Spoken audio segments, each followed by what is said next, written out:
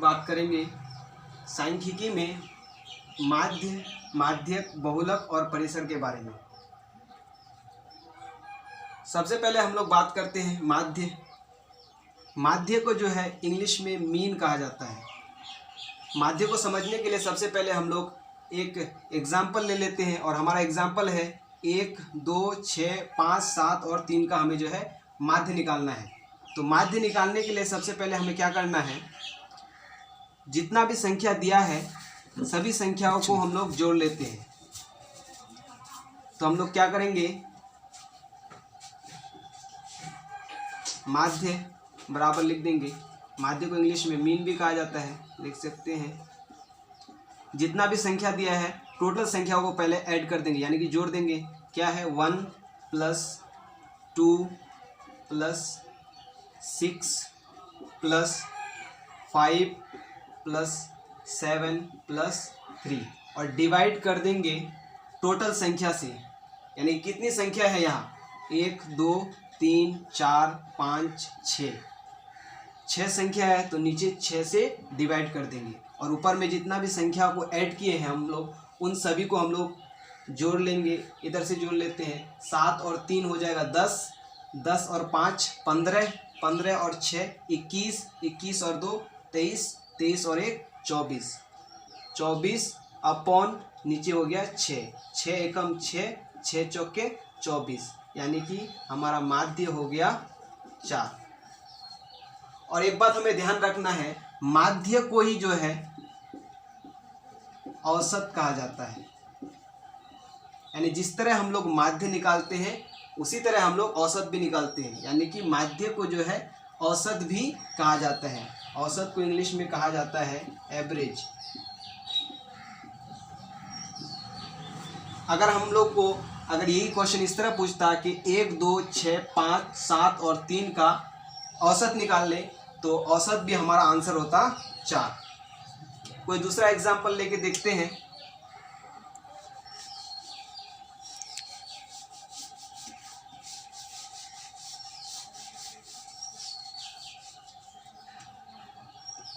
अब एक एग्जांपल लेते हैं, 2, 5, 9, 17, 20, 5, 1, 0, 3।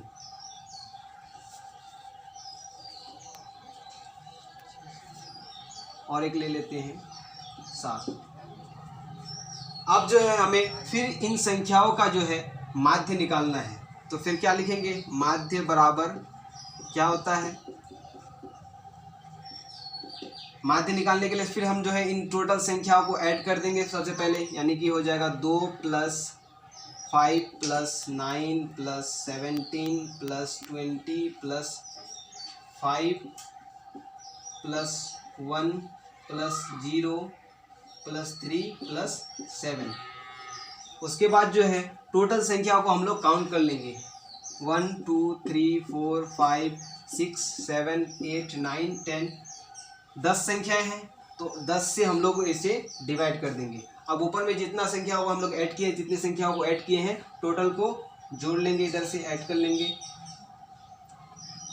7 और 3 10, 10 और 0 10, 10 1 11, 11 और 5 16, 16 और 20 36, 36 और 17, 36 और 17 जोड़ लेते हैं इधर। 7 6 13 का 3 हासिल 1, 3 1 4 और 1 5, 53, 53 और 9, 53 और 9 हो जाएगा हमारा 62, 62 और 5 67, 67 और 2 69, 69 अपॉन 10। अब इसको हम लोग 10 से यानी कि 69 को डिवाइड करेंगे 10 से, तो इसका आंसर होगा 6.9।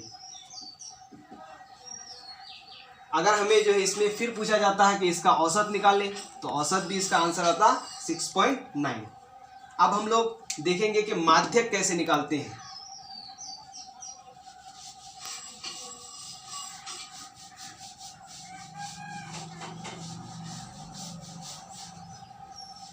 एक एग्जांपल ले लेते हैं। सबसे पहले जान लेते हैं माध्यक को जो है किसी किसी क्वेश्चन में माध्यिका भी दिया हो रहता है, यानी कि माध्यक को माध्यिका भी कहा जाता है और इसे इंग्लिश में कहा जाता है मीडियन।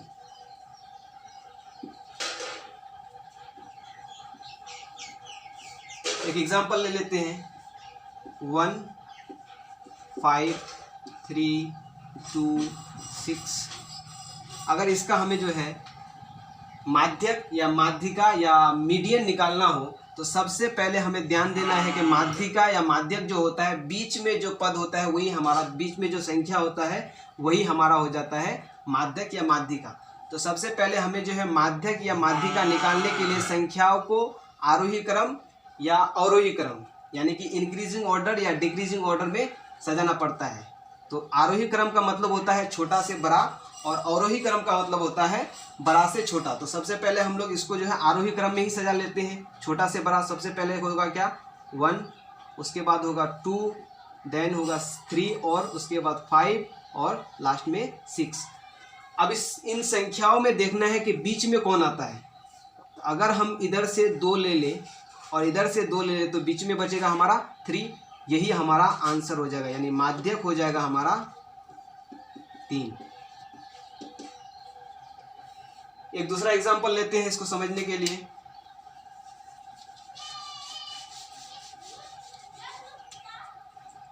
3,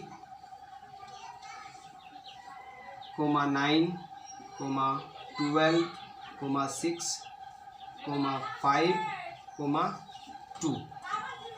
अगर इसका हमें माध्य निकालना है तो फिर इसे क्या करेंगे, आरोही क्रम में सजाएंगे, यानी कि इंक्रीजिंग ऑर्डर, छोटा से बड़ा। सबसे छोटा है यहाँ 2, उसके बाद आ जाएगा 3, उसके बाद आएगा 5, उसके बाद 6, उसके बाद 9 और लास्ट में 12 यानी 12। अब इसमें देखते हैं कि बीच में कौन आता है। तो अगर इधर से हम लोग 2 ले लें और इधर से 2 ले लें तो बीच में बचता है 2, 2 संख्या तो हो नहीं सकता। फिर अगर 3 लेके देखते हैं, अगर इधर से 3 ले लें, इधर से 3 ले लें तो बीच में कुछ नहीं बचता है, यानी बीच में कुछ नहीं बचता है। और हमें माध्यक का मतलब होता है कि बीच में जो संख्या आएगा उसी को लेना है। तो अब हमें जो है बीच में कुछ नहीं बचता है, इसलिए हम लोग जो है 2-2 करके यहाँ ले लेंगे। इधर से 2, इधर से 2 ले लेंगे। अगर दोनों तरफ से छोड़ने के बाद बीच में कोई संख्या ना बचे तो उस समय हम लोग जो है उससे मतलब थोड़ा कम, एक संख्या कम कर लेंगे। तो और बीच में बचेगा, कम करने के बाद बीच में बचेगा 2 संख्या। जब जो है दोनों तरफ से छोड़ने के बाद बीच में 2 संख्या बचे तो उस समय जो है हम लोग माध्यक निकालने के लिए क्या करते हैं, बीच में जो 2 संख्या बचेगा उन दोनों संख्याओं को ऐड कर लेते हैं, जोड़ लेते हैं। 5 + 6 बीच में बचा हमारा 5 और 6 दोनों को ऐड कर लेंगे, 5 + 6 और 2 से इसको क्या करेंगे, डिवाइड कर देंगे। तो इसको जोड़ेंगे तो 6 और 5 को जोड़ेंगे तो हो जाएगा 11/2, 11/2। अब इसको हम लोग डिवाइड करेंगे तो आएगा 5.5। इस तरह से जो है हम लोग जो है माध्यक जो है किसी भी संख्याओं का जो है कि जितना भी संख्या दिया हो उसका माध्यक हम लोग इस तरह से निकाल सकते हैं।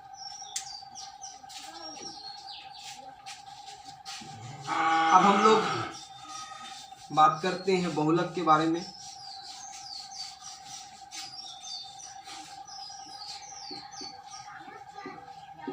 बहुलक को इंग्लिश में कहा जाता है मोड। अब जो है बहुलक को समझने के लिए सबसे पहले हम लोग जो है एक एग्जांपल ले लेते हैं। 3, 2, 1, 5, 3, 1, 6, 3, 1, 3, 9।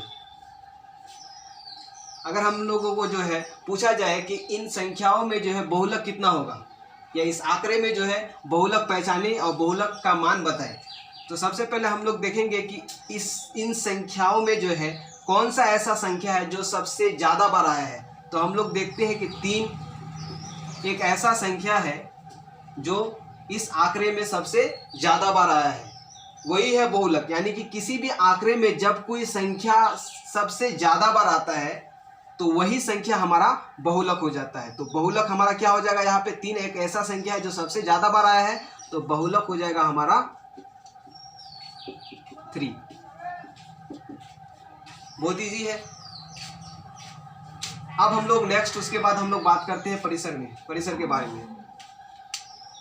इसमें जो है दूसरा एग्जाम लेके आप लोग जो है बना सकते हैं, बहुत ही इजी है। अब हम लोग जो है उसके बाद परिसर के बारे में बात करते हैं।